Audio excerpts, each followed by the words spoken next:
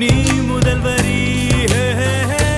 முகத்தை எப்போதும் மூடி வைக்காதே, எனது நெஞ்சத்தில் உள்ளே தைக்காதே.